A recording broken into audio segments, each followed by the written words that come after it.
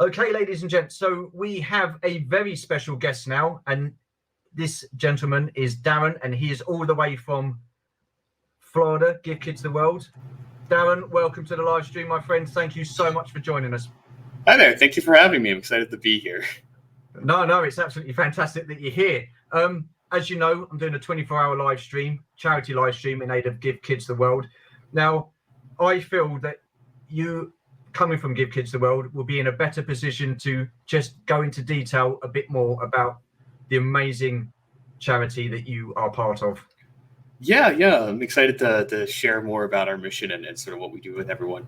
So we're an 89-acre nonprofit resort in Orlando, Florida that services all wish trips to Disney, Universal, SeaWorld, Kennedy Space Center. And so what that means in actuality is if somebody has a wish to like Disney World or through Universal, we are the fulfillment. Sort of like we seem to have lost you there. 250 other wish granting organizations. Oh, am I back? Okay. Yeah, you're good. Sorry. So we work with organizations like Make-A-Wish and up to 250 other wish granting organizations to make those wishes come true. And so if running out the scenario, if you are diagnosed with a critical illness and you are eligible for a wish, and your wish is to go to Disney World or to meet Mickey Mouse or something, we get a deferment from Make-A-Wish, and they're like, "Oh, hey, this is your guys' lane," and so we then fulfill the wish. What that looks like is about 15,000 wishes each year, between 10 and 15,000, depending on the year.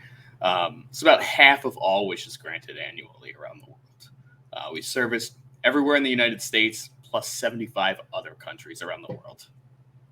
Wow. Sorry, yeah. Georgie, my wife, she was the one who made contact with you. She's just saying lovely to see you, so bless her. Oh, it's a pleasure. We've got a couple of other people saying hello to you as well. Hello, guys. So, thank you. First of all, appreciate the support. You guys are at $530 so far. That's crazy. At the moment, yeah. So, so hopefully we can just dig a little bit deeper and raise as much money as possible. But it's also about awareness as well. So when you say eligibility, so I guess there needs to be a certain, I would say a whole like criteria. Is there? Yeah. So how does that work? That isn't handled by us. It's handled by, like I said, Make-A-Wish or those wish granting organizations. Right. Okay. So like that is a determination that like Make-A-Wish or Rainbow Connection determines where they're like, yes, you are eligible for a wish for having XYZ critical illness. You're eligible for a wish. One of the options you have is to go to Give Kids the World. And so that's what roughly half of all wish eligible families choose, is instead of like meeting John Cena, they'll go to Give Kids the World. And the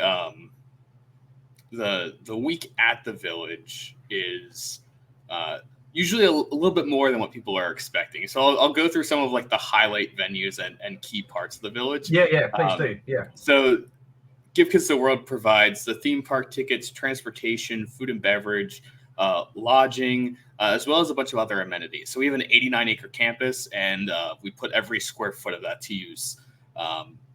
It has around 200 villas where the families will stay in, as well as a couple of different rides. But also things like we have an ice cream shop, and the ice cream shop is like the first thing that opens in the morning and the last thing that closes.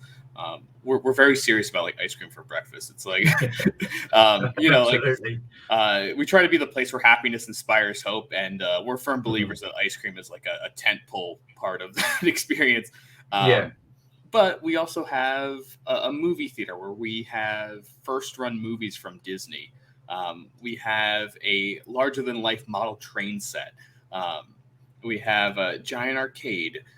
We're building a new STEM facility, so science, technology, engineering, mathematics, where kids are going to be able to play with things like 3D printers and get to do like really cool hands-on activities. And in addition to that, Garner Holt, the animatronic maker for a lot of Disney and Universal attractions, they're donating an entire animaker space. So these Wish kids are going to be able to program their own tiki birds, and recreate their own version of the tiki room.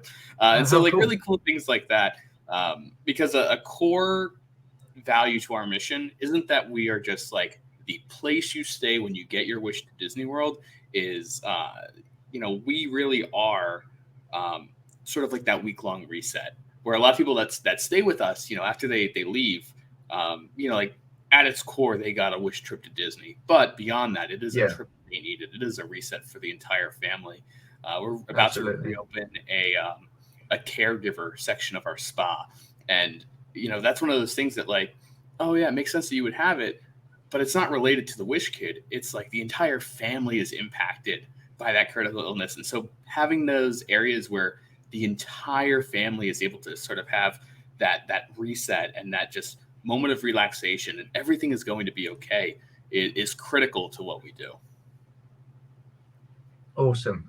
Yeah. I've just got a question for you. Yes. Can you explain the Tunnel of Stars, please? Because that touches me so much. Yeah. So over our lifetime, 37 years ago, as of this week, we have served 183,000 wishes.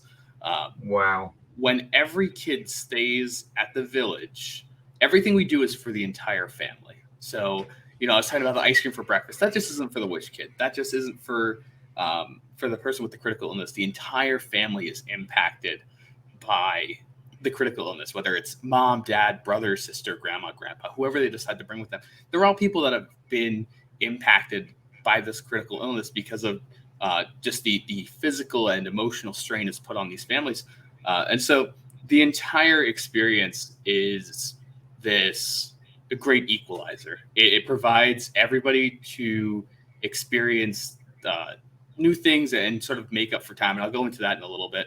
But providing everybody that time to just reset, unwind, and make up for that lost time. There's like one little tiny experience where it's just for the Wish Kid. And that's when a family checks in, we give them a little gold star. They get one of those, and we say, hey, we want you to meet with our star fairy, Stellar, in our castle. And she's going to decorate this with you. And then we're going to ask to keep it. We don't want to give that back to you. We want to keep that star. And so the Wish Kid will go and decorate their star, and then we'll keep it. Our star fairy, Stellar, watches over it. And so that hallway, it's really a giant castle. And there's no footage in the world that like shows it well, because thinking of that number I mentioned earlier, 183,000. So inside that castle are 183,000 wish stars, each one representing a different Wish Kid's trip to give kids the world. That's absolutely incredible. And I know from watching one of your videos that to start with, you never tracked the stars, did you? Yeah. So the stars date back to the start of the castle. In the very early 90s. I think it was like 91 or 92. Wow. And this was before widespread computer use, and this is also when the village was a much smaller place. We had I think 15 villas at that time, so we weren't having this high churn of wish families. And so for a very long period of time, we weren't logging where these were, but all the stars are in order of the wish trip. And so if you come back to the village and your wish was in like 1994, we're able to go in and be like, okay, here's where it was. In about 2019, 2020, we went through and we logged every single star and mapped each one to where that would be in the timeline. And so now we have this massive database where within a single digit number of minutes, somebody could come and be like, hey, I stayed here in 1996 in July. And we can like instantly point up at the ceiling and be like, there's your star. Wow. And, wow. That is incredible. If you think about it, that's not really important in most situations because they've already had their wish trip, right? Like it's not likely that somebody from 97 is going to come back. You're like, that was 25 years ago. But there's this little quirky thing that we do, and that is when you leave the village, you become part of our alumni network. Because the critical illness doesn't stop after your wish trip. In some cases, it gets worse. In some cases, it gets better. But the illness never really stops at the trip to the village. And so we allow alumni families 2 days a year to come back to the village. And people come back for a million reasons, whether it's to play in our wheelchair accessible pool and splash pad, enjoy some of the food and beverage that we have, go on the rides, do some of our nighttime activities. But the number one thing people come back for every single year is to see their star. Those wish stars are grounded, right? There's nothing in the world that will change that don't make those infinitely at the village. They exist forever. And so no matter what's going on in your life, no matter what's going on in the world, those wish stars will always be there. And so that's sort of the importance of us not just having those stars, but logging them and taking care of them, is because a family could come here 20, 30 years after their wish. And, think about how different of a world it is 20, 30 years ago. Absolutely. The one big constant in your life will be that no matter what, those stars will always be in that castle and will always be at the same spot and will be there forever. That's incredible. I mean, it is so touching to see those stars, definitely. And I think it's testament to you guys that you've managed to, give all those people their wish vacations, which I think is just absolutely extraordinary. So when a wish family turns up, what is the process? What would you say will be a regular day there for them? From when they check in to when they leave. So what I'll sort of like walk you through everything. Awesome. So for about 70% of our families, it is their first time ever stepping foot on an airplane. And so for sometimes that's across the state of Florida. For other times that is halfway around the world, in Europe, Africa, or Asia. And that is a daunting task. If you've ever been to the Disney parks in the past 2-3 years, it is a million hoops to jump through to plan everything. You have to make a park reservation, and you have to know about lightning lanes, and there's this, that, and the other thing. And there's just so many pieces stacking on top. And so we really try to be this one-stop shop that eliminates all of that added stress and headache. And so our team of vacation planners go through, and they will pretty much sort of map out what your entire week looks like. So family gets on a plane, they land in Orlando. Somebody from our volunteer airport team will meet them at the airport, help get them set up with their complimentary rental car, and then get them on the way to the village. Once they arrive at the village, it's a pretty standard, little bit like a hotel check-in. They meet at our main lobby building, where somebody from our guest services team will go through and sort of walk them through sort of what the village is, sort of what they're looking into and sort of what they're going to expect. From there, we say hey, let's do this in a more comfortable spot for you and your family. So we'll actually take them to where their villa is. We'll meet inside the villa, and then we'll have a full-on powwow session of, oh, hey, here's what you're going to be doing on this day, this day, this day, this day. Sort of go through all the amenities inside their villa and sort of everything that they have waiting for them just at the village. And that's an important step, because the village is a lot more than just housing. I was saying there are rides, there's ice cream, but there's a couple other things on top of that. I mentioned earlier that we are not just providing that wish trip, is that we're almost making up for lost time. And so one of the ways we do that is every single day we have a different themed event or themed party that makes up for that lost time. And the biggest way we do that is through themed parties. So on Monday nights, it's Halloween. So all of the different venues do trick-or-treating. We have characters come out, a bunch of superheroes will come out and meet. In addition to that, all the kids will dress up in different costumes. And then we also, on Thursday, is our Winter Wonderland and Christmas party. And then on that day, there's a meet and greet with Santa. We have snow on the main avenue. There's cookie decorating. After you meet Santa, thanks to our wonderful partnership with Hasbro, you get to pick any toy off this giant wall of toys. And so It's really cool that we're able to do stuff like that. And some of the other parties include things a cool science party, or a princess and pirate party. And then we also have a giant birthday party where Sesame Street sends over a couple of their characters, Cookie Monster comes out and stuff. So just really cool different activations every day, because if you think of a situation where somebody is hospitalized with a critical illness,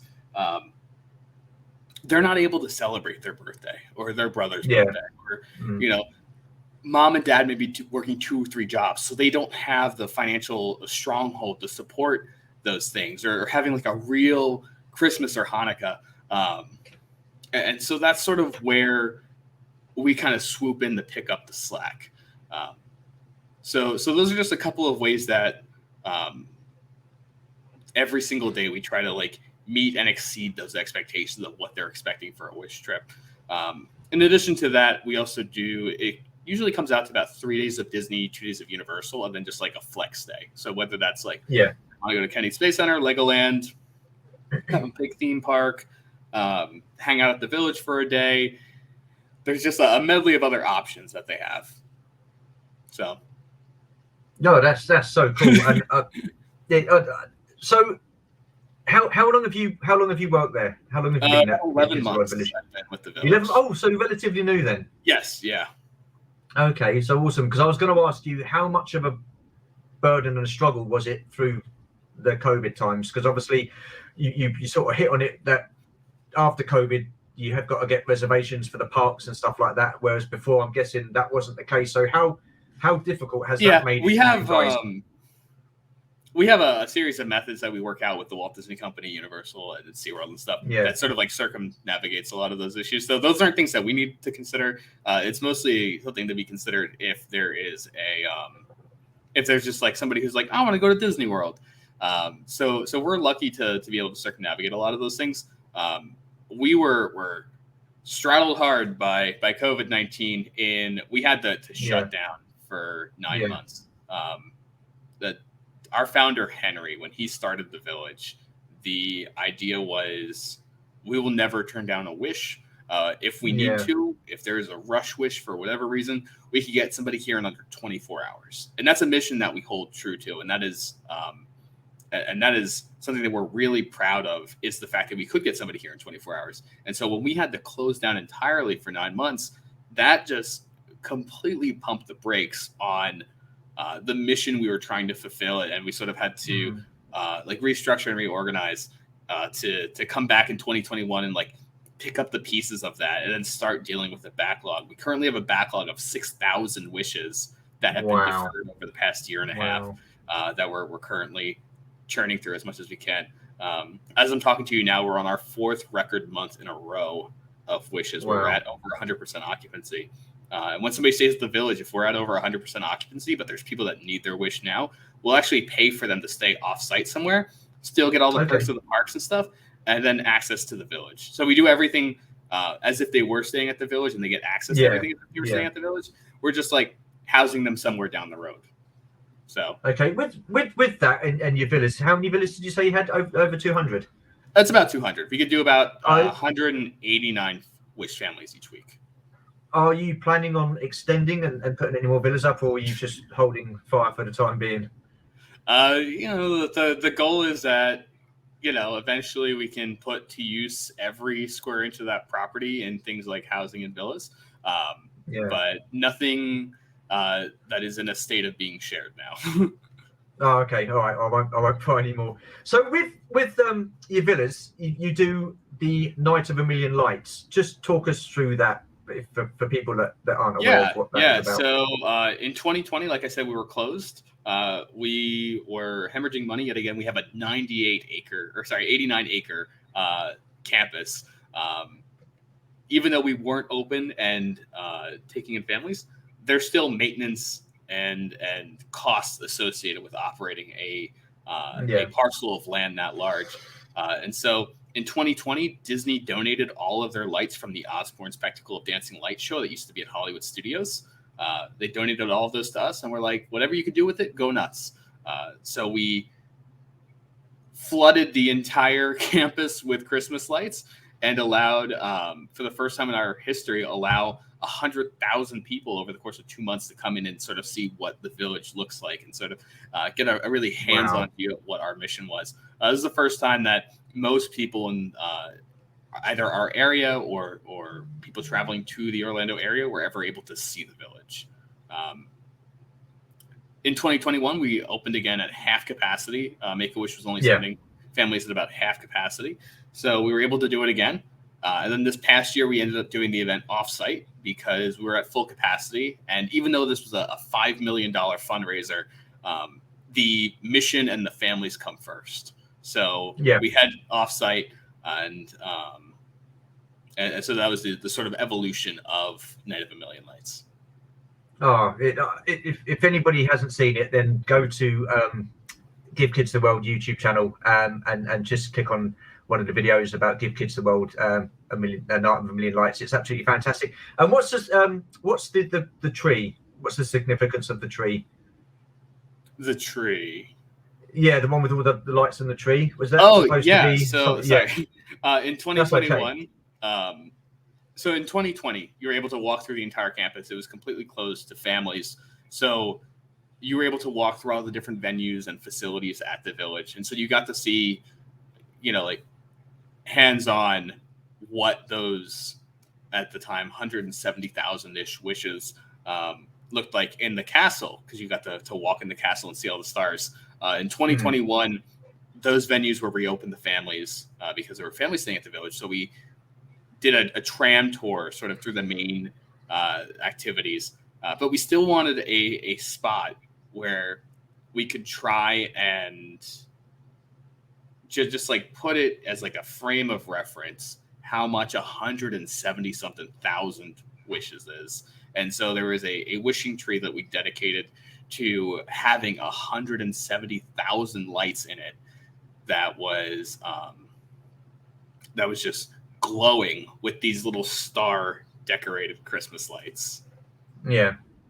Oh, honestly, it looks amazing. It really does. Yeah. We're very proud of Night of a Million Lights and sort of how that event was able to come together over the past couple of years.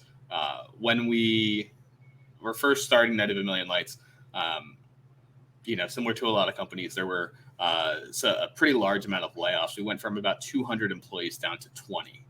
Yeah. And so being able to put something like that together on the most skeletal crews of skeletal crews is just a massive testament to the mission of the village. Oh, absolutely, yeah. Even at like 200 people on our team, like that's people like housekeeping, our entertainment team, food and beverage, and so the village always runs lean. Our 10-year average is about 93 cents of every dollar going directly to the mission, which is for an organization that has like a physical like parcel of land that involves like maintaining and updating. It is not common at all. We're actually rated 4 stars, which is a perfect rating from Charity Navigator 16 years in a row. And that's something that we think we hold really close to us. And so sort of being able to, keep the donor integrity of being able to pull off an event like that on the tightest of shoestring budgets. Really, really, really helps solidify that, like, the world's in a weird spot right now, but that's okay. Like, we will get through this, for the mission and for the kids. Like, this is what we need to do for the families. Absolutely. And it honestly, outside forces don't really help today, like with things with COVID and stuff like that. But I think for you guys to carry on going the way you're going, it's just testament to you and the rest of the team for the work that you're putting in. So, thank you very much for that. That's just absolutely amazing. And I also know that you do have volunteers that join in and help out. So talk us through the volunteers, because I know they range from a varied age group for sure. Yeah. So we have, I was talking about how big our campus is and how little our staff team is. We have a volunteer force of around 20,000 people that fill roughly 1,800 shifts every single week. And what we do would not be possible without a strong volunteer network like that. And that's everything from like serving breakfast to families and carrying their trays, all the way to like being trained in the attractions and running the rides, to helping with our costume characters. So it is pretty much like from A to Z, everything in between is because of our crazy volunteer network. Even things like, we're talking about Night of a Million Lights. We would do volunteer blitzes where we would have like 300-400 volunteers there. And we're like, hey, we're going to decorate this villa, this villa, this villa, this villa, this building, this building, this building. Go nuts. and sort of like orchestrating what that looks like with hundreds of volunteers, both setting up and taking down. I mean, how long did it take you to set up that Night of a Million Lights? Because I mean, that's a lot of lights, and I've seen some of those. Those villas. It's so in 2021, they started prep work in August, and the event started in November. So it was a couple month, not even like a couple month marathon. It was a couple month long, just sprint, like just straight through. Yeah. Massive effort from the entire team plus volunteers. Awesome stuff. So do you get involved with putting the lights up? Do you dress up as a character, or you just so my role on the team is I work in the event planning team at the sort of like fundraising strategy group. And so this past year we didn't have it on site because we're back at full capacity. We had it at Island H2O water park, which was a water park that was closing down for the season. And we were like, hey, can we use your space? And they were like, yeah, sure. And so in that, I facilitated as like event ops, daily management, but also on the front lines, setting up and taking down Christmas lights in October and January. So have you been there? Are you enjoying doing what you're doing? I mean, obviously, you've not done anything like this before. I'm assuming this is totally new to you, is it? Or yeah, I'll be like walking people on a tour, and I will probably get like halfway throughout the tour, and I just straight up say like, this is the coolest job I've ever had, and I see myself being here 30, 40 years and really sort of like running this through the end. Like it is so humbling in life, no matter what I'm going through. If I am working on like a really stressful project or something, I'll just go and walk on the avenue, step into the castle and see those stars, and whatever stressful thing I'm working on or whatever, just like as my brain bogged down, I step into the castle, see those 100,000 plus stars, and like nothing I'm doing matters anymore. It's all for the greater mission. And that is a truly incredible feeling. Absolutely. And I'm going to go back onto something that you said, that some of the children, the illness goes away and stuff like that. I've just got like a little video clip, if you don't mind, that I'd like to share with you guys. So 2 seconds, guys.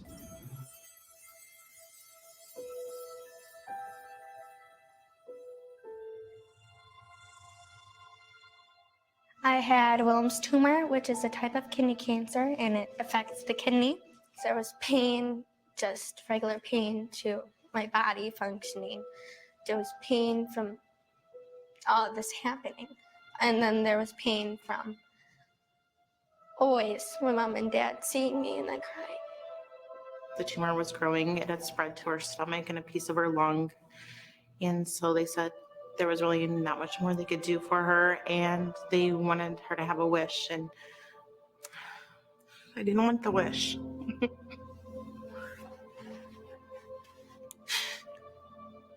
Because that meant she was dying. In many cases, I see myself in these children's faces.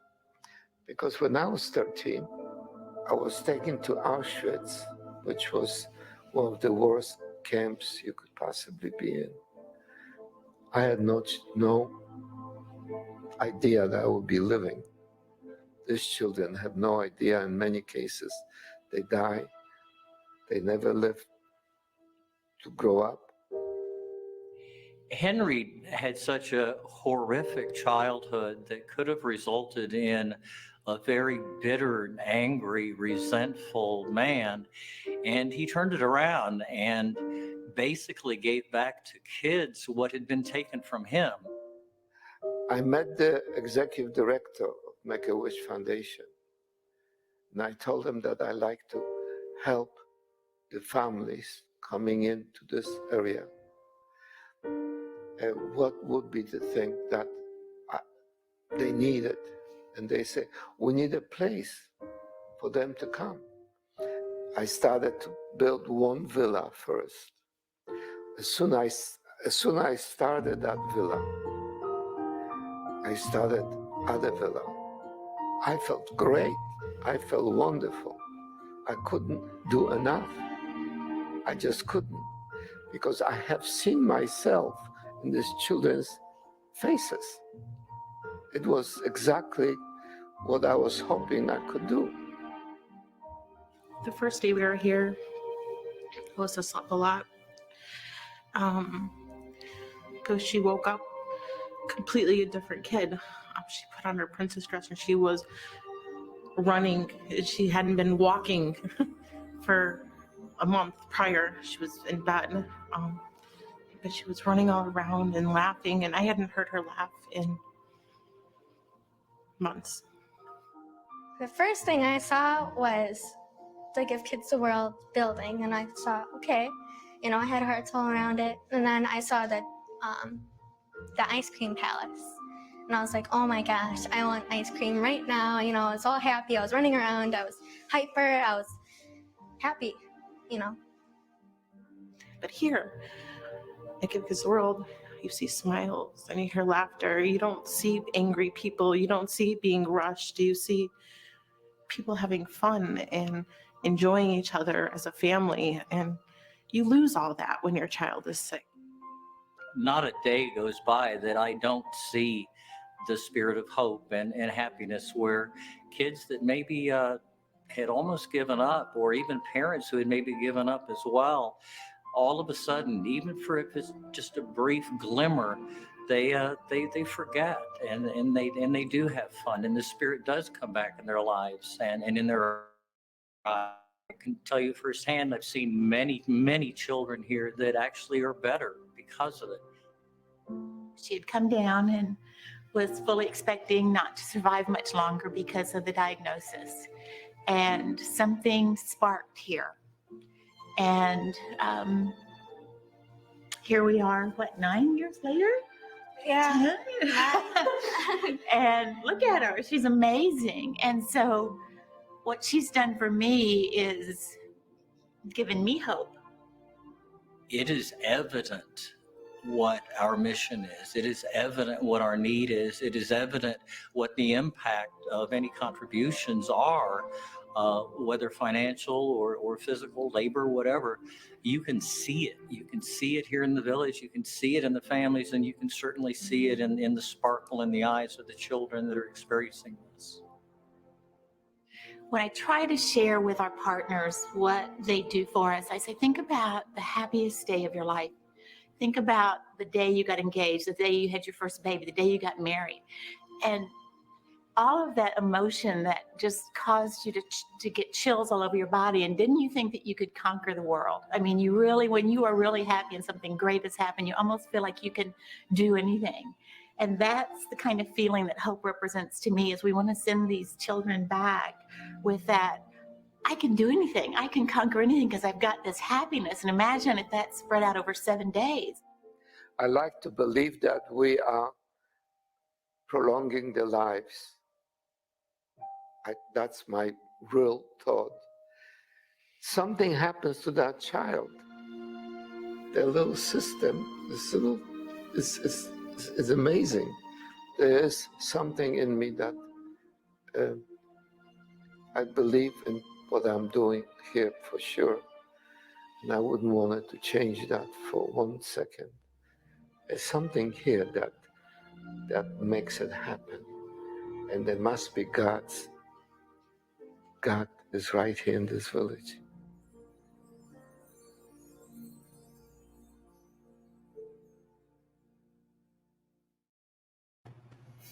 There you go. Absolutely powerful stuff. That really was incredible. And it's hard not to get a little bit emotional about that. So it Give Kids the World can offer hope to children. Yeah, it is a living testament of the mantra where happiness inspires hope. I have talked to families on alumni visits. How earlier I was talking about how families can come back 2 days a year. Families coming back on those alumni visits, and they are like, before the focus was just like, how do we get through this day? How do we just get through this day and get to the next one? And I'll talk to families, and they're like, it's crazy that being here and seeing that despite all of this going on, you still can live a very fulfilling and full life. And in some cases, that's all people need to just keep chugging along. And it's truly incredible. Also, I just love any clip with Henry in it. He's such an inspiring human being and one of the greatest humanitarians of the world. I'd like to go into his life story for a few minutes, because before his passing in 2018, he lived 4 full lives. He started in Europe as a Holocaust survivor, as he mentioned in that video. He eventually moved to the United States and fought in the Korean War, and then after that became a hotel manager in New York. Eventually moved to Florida after having a very successful career as a hotel manager in New York.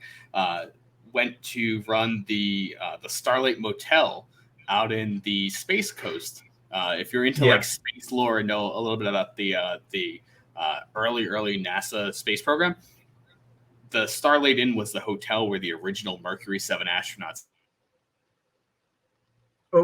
stayed at. So really good friends with these massive American icons and heroes like John Glenn, Alan Shepard, and even became really good friends with media personalities like Walter Cronkite became one of his best personal friends.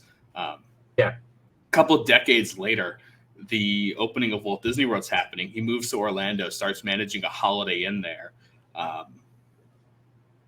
and then as he's managing that, he reaches out to Make-A-Wish and is like, "Hey, if you ever need a spot to send Wish kids, they can stay with me, no charge." And so he would have just blocks of rooms reserved for these Wish kids. This is 15 years before Give Kids the World starts. And so he's doing this since, 1971. So he's running this Holiday Inn. He's the hotel manager there.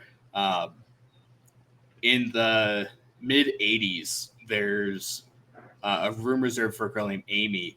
And he gets a call one day from Make-A-Wish and is like, "Hey, that room we currently have booked for this girl, Amy, you can go ahead and release that room. We don't need it anymore." So he called them back and was like, "Hey, why? Is everything okay?"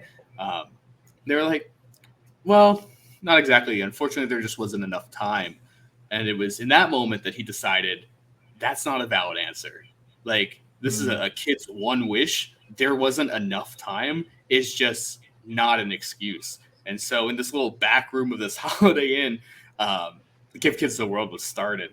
And so, he really he led 4 very full, different, fulfilling lives prior to starting Give Kids the World, where he just did all these different things that had such an impact and was involved in such crazy historical moments. Just a truly incredible man who, is in that video that man Neil said, who would have had every, justifiable reason to be mad at the world and frustrated at the way that, these are our life's cards you've been given. But to just every step along the way was able to turn it around into something amazing. I think what he's done is just absolutely fantastic. And that gift package you kindly sent us, it will be the last giveaway we do when we reach target. But that book is incredible. It is such absolutely. Henry is such a keystone part of our mission, and sort of having that just humanitarian piece just always with you. We actually give that book to every staff member when they first start out at the village in orientation. And it's if you do one piece of reading during your time working here, let it be this book. Because it's just such an inspiring story. Honestly, it's so touching. I mean, it's incredible, absolutely incredible what you guys are doing and what he's founded. So I have a question for you, Darren. Yes. Can people visit the village? We'd love to next time we're over. Yes. So how does that work? So normally, no. I will extend a tour offer to you guys. You guys are more than welcome to on your next visit to Orlando. I'd love to get you guys both out here. So, well, we want to do more than that. We don't want to just come out on tour. We would like to volunteer ourselves as a volunteer for the day when we come out and visit next. Can absolutely do that. Yeah, absolutely. So we'll definitely stay in touch. I was hoping it would be next year, but it's going to more than likely be the year after. So yeah. But when we do come out, we'll let you know, and we'll definitely get something sorted out. Me and Georgie would both love to volunteer for the day. Excellent. We appreciate it. My you're personal welcome. favorite to volunteer is breakfast. Some days I'll go into work early and go work a breakfast shift. Just because, like, Is that the ice cream parlor?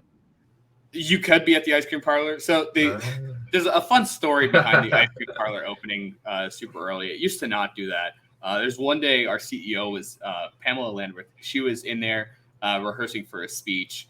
Doors are locked. It's not open.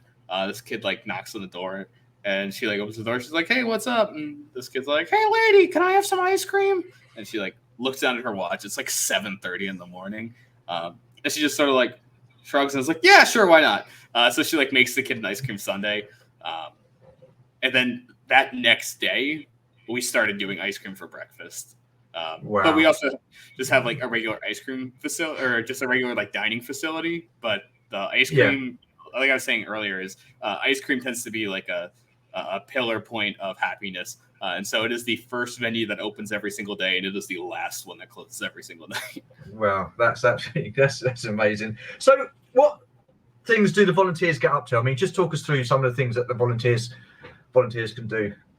Yeah. So there's like some really like super generalized things. So they could work in the ice cream parlor or serve breakfast. They could help run the rides, like the carousel, or we have a train that goes around a section of the village. Then you can get like super niche. So one of the most popular things, but really hard to get, are like we have a cookie cart that goes around at night, and you are just driving around. As you see families in the campus, you're in this golf cart that just is filled with cookies, and you're just offering cookies to people. Oh, wow. And so really cool, fun stuff. And then it gets even more niche than that in how, I didn't mention this earlier, but we have a really strong connection with Hasbro, and they are like a featured partner of ours, because I mentioned that they do the presents at the Christmas party. But in addition to that, every single morning, every kid opens up their door in the morning, and there are presents from our gift-giving fairies. We have pretty much the full catalog of Hasbro toys, and awesome. We go through, and every single kid, not just the Wish kid, because like I said, the critical illness is impacting everybody in the family. Every single kid opens up that door in the morning, and there are actual like just presents there from Hasbro's catalog just at their doorstep. And so like that is doing awesome. things like that, like being the toy deliverers and our gift giving elves, all the way to things like working the nighttime party and handing out like trick or treat candy on Mondays. Like, so it is like everything under the sun. And the best part is it's all fun. It is all just fun. Absolutely. Moments for not just the Wish families, but for the volunteers too. I'm sure they get a lot of a sense of pride and satisfaction and sort of like well-being from doing it as well, just to volunteer themselves and just to make a difference in a child's life. I mean, how awesome is that?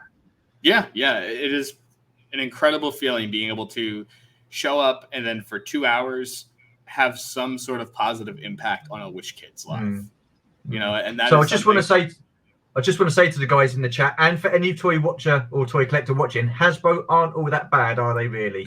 Are they? So there you are. Fantastic. Yeah, I just realized the target audience. But yeah, they really do. They do a lot for the mission, and they do a lot for the families. We have a custom My Little Pony called Twinkle Hope. All of the proceeds from Twinkle Hope go directly to the village. In fact, they actually paid for the spa to be built. So we were talking about the spa earlier as like a reset for caregivers, but also providing like wig decorating and like painting nails and stuff for Wish kids and Wish families.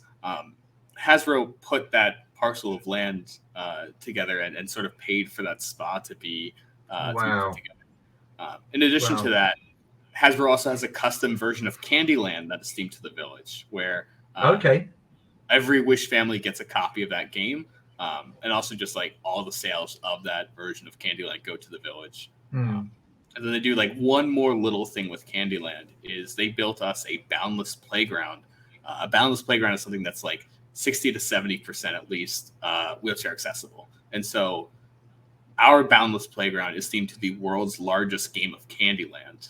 And so they Wow. paid for this giant version of Candyland to be built. That is incredible, absolutely incredible. And do they sponsor a house as well? Do they sponsor a villa with the Night of Lights? Because yeah, with Night of a Million Lights, yeah. In the past years, yeah, they were one of the house sponsors. So do you get like the same companies come back every year, or since it started to sponsor, or do you get different sponsors? It varies. So time? a lot of our sponsors for things like Night of a Million Lights are a lot of our like normal big corporate sponsors. And the reason that a lot of companies will jump at something like sponsoring a villa stems from the fact that if you pay for something in the village, if you are, we're talking about Twinkle Hope and Hasbro doing the spa, Hasbro's name isn't anywhere on the spa. And Planet Hollywood paid for the movie theater that we have. Nowhere does it say Planet Hollywood there. Universal paid for a mini golf course. Nowhere does it say Universal. We didn't want the village to feel like it's charity. We don't want families to feel like they're the product, like they're being marketed to. And so there's pretty much zero corporate sponsorship shown anywhere in the village. And so being able to be like a sponsor of whether it's something like Night of a Million Lights, having your name out there, or when we do our Gingerbread Man themed 5K in the village, instead of being able to have your name put on there,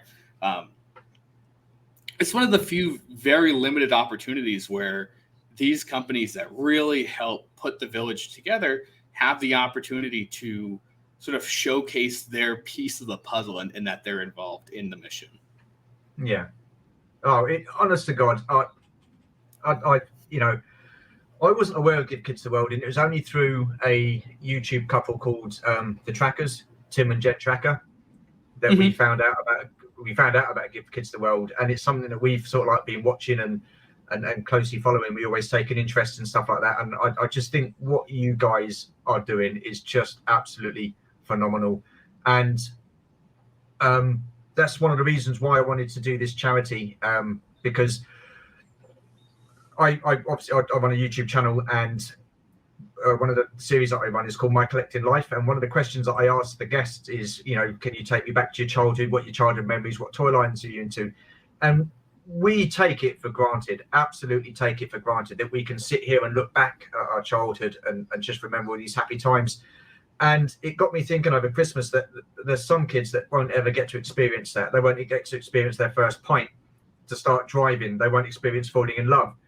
Parents won't experience, walking their kids down the aisle or their daughter down the aisle. And for me, that was just it. That's the reason why I wanted to do this as a charity. It's a fantastic charity, and there are a lot of good charities out there, but this one really sort of like hit home. Being a parent myself as well, so that's why this was chosen. And it's just fantastic. We really appreciate the support. Thinking about how one of the examples I use is we have a movie theater on site. It's themed to a giant like safari, but if you think of like a movie theater experience, it's expensive. It's just like cumbersome to go, and it's not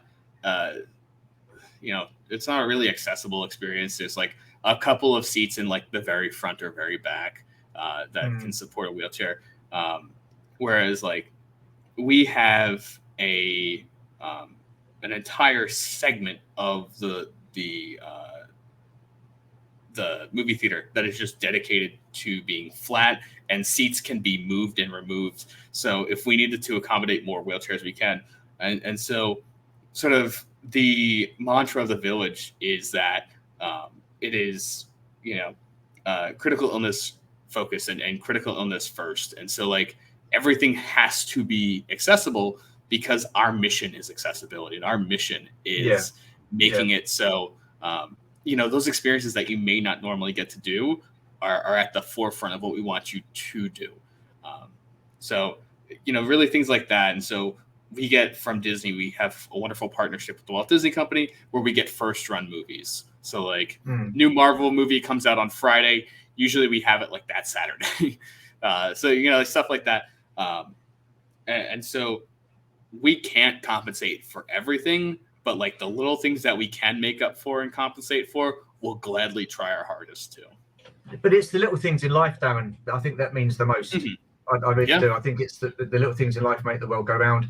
Other than the theatre you have, what other facilities do you have, entertainment-wise, for the children and the families? Yeah, so I mentioned mini golf too. That's another one when you think of mini golf, like usually it's like themed to some sort of volcano or something. There's a lot of steps involved. It's not a very accessible experience. And so Universal put together a dinosaur / Jurassic Park themed miniature golf course for us, where the entire thing is pretty much flat.